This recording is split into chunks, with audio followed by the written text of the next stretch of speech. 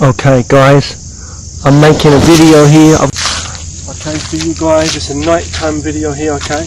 I'm outside in a very nice quiet little area. If you can hear noises, that's the tropical birds and lizards and stuff around here. It's a nighttime video, okay? Evening, palm trees around. It's a nice little area by the pagoda here, the South China. Nice little lights here down these pathways, very magical. In this video I'm just going to talk to you briefly, okay, about some martial arts techniques in Wing Chun, and basically how that basically I feel reflects in lots of martial arts styles, okay. That's lots of different styles. I think they're very similar in a way. First of all, in the basics it's like this, like when I learned, and also in how I teach people, I feel it's usually like this. You learn the basic techniques first, like strikes, okay, like Wing Chun, for example. We have, we're not looking at the footwork, okay, in this video. In this video, I'm just talking about some hand techniques, okay, just basic. Usually in Wing Chun, we got main attack, which is the straight punch, which is like a rolling chain punch. We also have back fists like that. So you've got the chain punch, which is straight.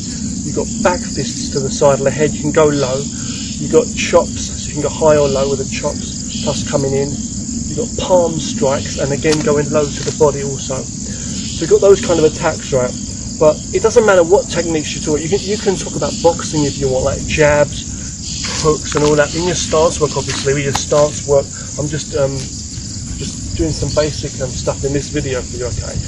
But the most important thing though is you learn some basic attacks, and then you learn some basic blocks, and they're like single moves, usually single, like inner blocks, okay, like and outer blocks, like parries, okay, parry type blocks. So we learn some strikes and some blocks, okay?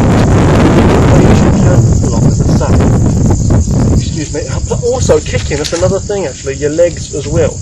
But first of all, I'm saying that in martial arts, especially Wing Chun, when you learn like basic single techniques first, it's like the ABC basically. So you'll be learning the punches, you learn how to parry block, when you're parrying a block, or a strike, when something comes to attack you, you learn how to parry it away, or just block it, or to come out and out a block, and all kinds of blocks. Karate, you've got different techniques, as you know, like higher, bigger blocks, and all kinds of bigger movements. But the thing is really, okay, the most important thing though really is getting those down, basics first of all. You learn the motions and the movements by yourself. That's like basically, they represent like letters like in the alphabet, like A, B, C, D, right? And later on you can put them together in certain orders, right, in different combinations to make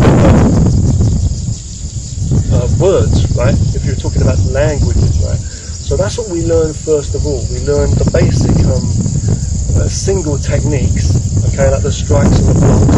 Then we learn to play around, like, you know, you might have ABC, but you may have ACD or ACA, like, or the same with numbers. You've got 1, 2, 3, 4, but you can also do 1, 4, 2, 3, right?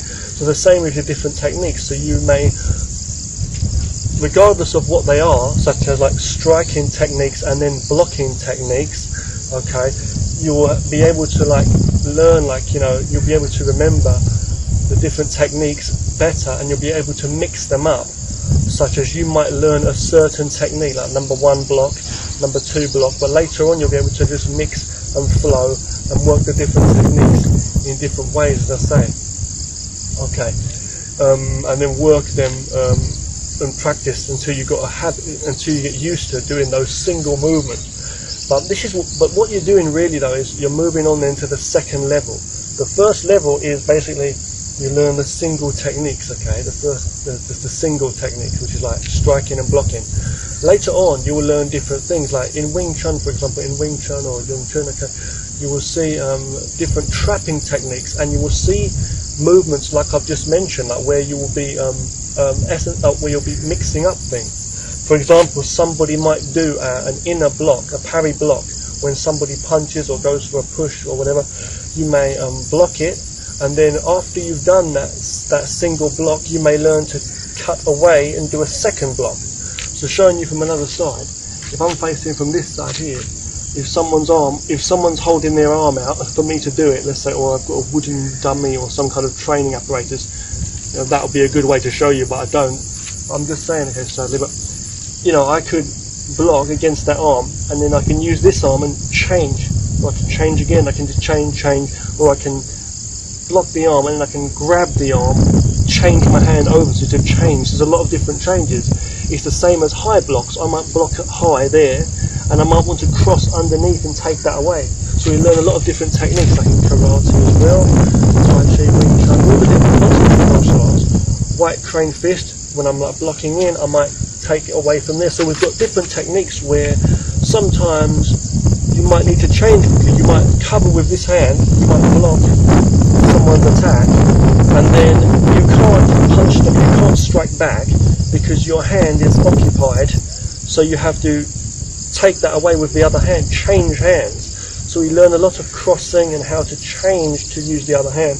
That's the use. Now in real life you don't always have the chance to be changing hands like 2 times or more, 3 or 4, because it's not the point. You want to have just a good guard and a good counter strike, right, or a good cover. So, but the reason we learn to like change is not only for coordination training and that, and how to change, but it's because it's useful. Sometimes someone's grabbing onto you or they're coming in, you may need to take that hand away, use both hands to help each other, You might have a good cover there, but you might need to like take that away and strike. So you need to learn how to use both hands in accordance with each other to help each other. And that really is the next part. But you can't do that in the beginning. You need the first part is you learn single blocks, single martial arts techniques, single strikes and single blocks. Okay. So they teach maybe like kickboxing, even the same thing, Wing Chun, kickboxing, whatever, JKD, MMA, whatever you do. But it's like, you do a back fist, let's say a back fist, someone will stand here and they will learn to block that, to stop that, parry that. Later on you will learn different things, like you'll learn how to, you might parry that, step to the side, you might parry that, you might take away with the other hand. So you learn to use changes from the different single techniques that you've learned, and you learn more techniques and more counters and more changes and all of that as you go through. So when that's done, after you've done that, usually in Wing Chun, or let's say for my training, what I do in the Wing Chun, you will find this in arts such as Tai Chi as well, Tai Chi and Bagua. You'll find it in Aikido. Soft arts like that, there's a certain kind of training called pushing hands or sticky hands.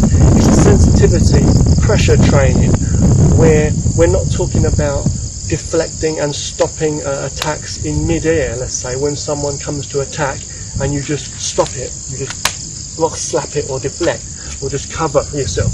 We're talking about another kind of thing where it's like, it can work into grappling, and it can also work in where someone's pushing or they're really stuck, they're keeping their hands on you and you can feel the motion.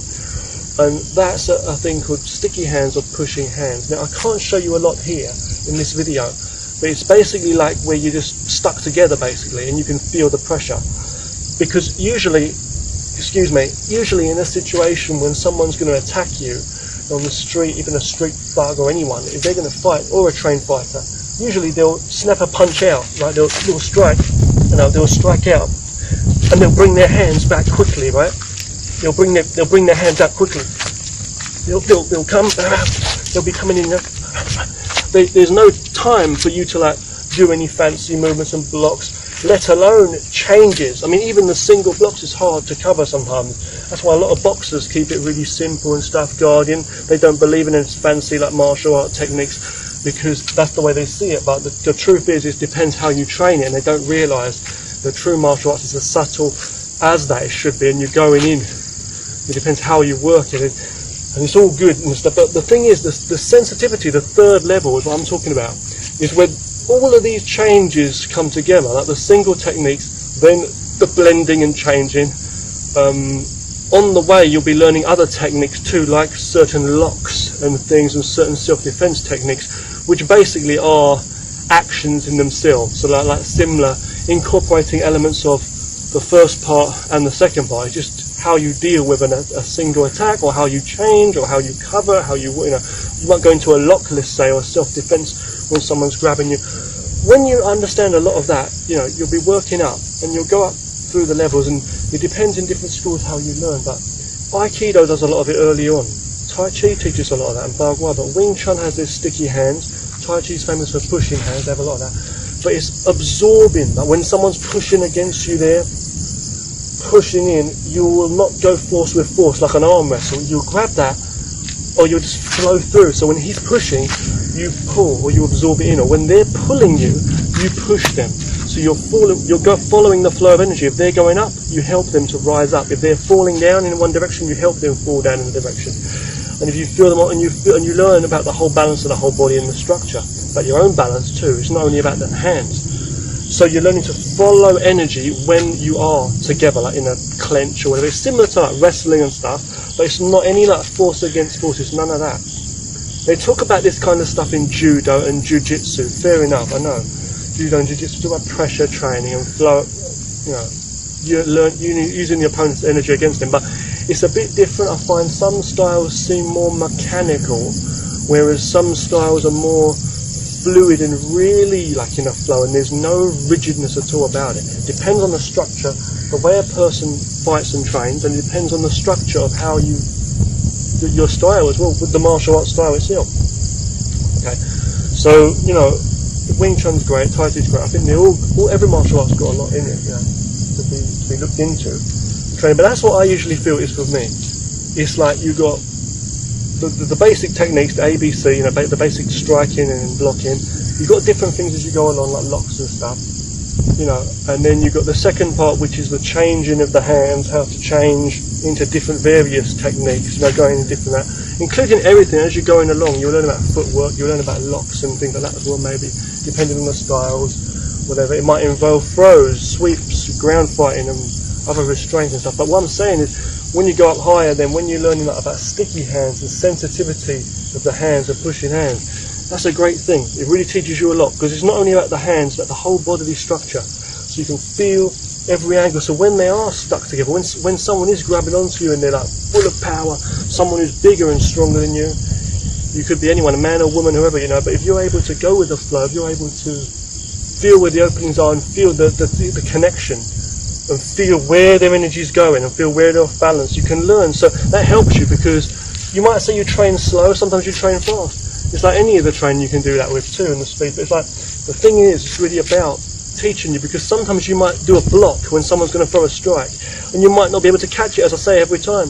Or you might be on a slightly different angle. So it's teaching you about all the different angles in between. Like I said, like a clock, like one of my teachers used to say, like a clock, you know, where it's like you've got 12 o'clock, 3 o'clock, 6 o'clock, 9 o'clock, yeah, but you've got everything in between, the minutes, the seconds, and everything you can't see, and different possibilities, and it's like you're within a sphere that's infinitely small and infinitely big. You know, it's just like, you can learn how to use your energy, but you also got to learn how to feel energy, feel how it's coming. You don't want to waste your energy and do movements that are too big, too small, too fast, too slow. So it's a different kind of training, okay, is what it's about. With your human figure, but you know, it's interesting to train different kinds of methods. So I'll say thanks for watching. This video is a little simple talk. It's just me talking about how I see it. So for me, it's like basic strikes and blocks, then learning how to change your hands and maneuver and blend and mix different techniques up, and combinations, like, you know, how to do even basics like in boxing, and jab. But later on you learn how to mix them up, you know, hook, cross, you know, so hook or jab, cross, hook, you know, all that, and then working in blocks and stuff, or with your Wing Chun, you know. I believe there must be JKD, you know, in some JKD schools where they will teach things like a bit of boxing with a bit of Wing Chun, you know, kickboxing or whatever in there. But it's like, with me, I do mainly Wing Chun, a bit of Tai Chi in there as well, you know. But it's like, you know, I think it's all great, you know what I'm saying though? And then later on, with sticky hands, or they might try to do that early on, you know, sticky hand drills and stuff, and pushing hands to feel that sensitivity when someone's grabbing onto you and they're trying to choke you down or bring you down, and you learn how to utilize your whole body to flow with it. And if they're falling back and you start to push them back or do a certain technique, and then they start to regain their balance and make, you know, find your weak spots, and you have to go with that and flow again, so you're constantly flowing. It teaches you a lot. It's deep stuff, you know. And then you can also slap them off there and go straight back into a striking thing again, move out, what your range is, and the different ranges too, you know. It's very fascinating. And then if you want to go even deeper, I would say the deeper one would be you should be the first one where you're trying to avoid fights altogether. But the deeper one will be kind of like where you're so aware of all of your power, all of your balance and energy in the opponents, and you're so aware of all of that. You've done so much training in all those different aspects that you're just aware of it, and you can feel it without even touching the opponent. You can just feel, you're just aware of that. I can't explain it in words, it's so deep, you know. But that's how I feel it is. So, you know, Wing Chun is not what some people think. You just go straight in, rolling, just sticky hand, rolling around, or you just go in and do a million traps. You see these videos with people doing so fast combos and stuff, or you see these videos with Wing Chun application, or someone going in saying it's Wing Chun techniques, and they're wearing like a very fancy traditional Chinese suit or say, you know, kung fu, and they're going in, and you know, I see all these nasty comments that people's leaving on some people's videos, you know, because they don't understand it. And they say, oh, look at the way that guy's going slip slap and that, and the people, you know, really, and it's like, the guy does like 50 blocks, he's like, bum, bum, bum, bum, bum, bum, bum, bum, bum, and the guy's coming in punching the guy. Really, that's amazing techniques if you can do that. If you can, you know, end the fight with one technique, fair enough. Trying not to hurt someone too bad, but you know, in self-defense, if you're trying to really win quickly, even with one technique, that's what you want to be aiming for. But it's like, if you can go that fast and continue and change that fast with your hand and trap them up and go in with multiple combo shots and strikes and block and handle wherever his hands are and just control, then that's great. So you have to train that. You train a lot. When you train, we're not trying to be ridiculous. You train a lot of reaction training and combinations and how to change the hands and the feeling and the sensitivity, so that in real life you'll be able to just do one simple block and strike, or one simple technique, or one simple change of the hands if you need to, and then go straight in directly. But you've got to feel that constant practice. You know, it's like riding a bike or balancing a bike. You know, it's like catching a ball or ping pong, you know, whatever. Or trying to catch, someone's going to chuck a ball at you, basketball. Catch the ball. You may be really bad at catching at first, like a kid or whoever you may be. But if you try catching again and again every day, one day you'll get so good, and any time someone chucks a ball, you'll be able to catch it. You know, any time. Or more or less, almost any time. So you've got to practice. It's like goalkeepers in football trying to catch the ball, stop the ball from going in the net, you know, or basketball players, whoever. You know what I'm saying? So martial arts is the same. We're not talking about fancy moves just for the sake of it either, and what like people seem to think. And we're not talking about, you know, we're not talking about doing a load of fancy changes and all kinds of fancy combinations and saying, oh, that's how I'm going to beat someone up left and right and use the monkey, the fucking tiger. Excuse my language here. I'm just saying, no, we're not playing around. We're learning how to do these techniques and what we're using in every position, and every variations in the positions too. In between, as I've said, all of that, fine tuning it, giving it like, you know, balance every fibre of your body and muscle, like every single essence, and how you're working as a human being, and less mechanical as such. Thanks so much for watching. More videos to come. I hope you've enjoyed this. If you've got any questions or any thoughts you'd like to share about training of any kind in martial arts, do so. I'd love to hear from you. Take care now. Train hard and stay safe, as I always say. You see how I'm training here at night time, making videos? It's all round the clock. Keep it real.